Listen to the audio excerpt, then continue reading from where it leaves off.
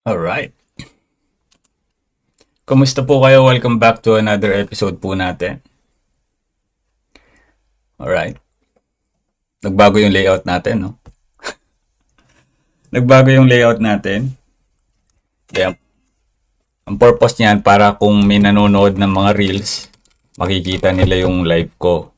So, mas marami ang ma-attract na manood ng live. Ganun yun. Kamusta po kayo? Finally, no, nabalita na sa Pilipinas ang tungkol sa ating kababayang binitay sa Saudi Arabia.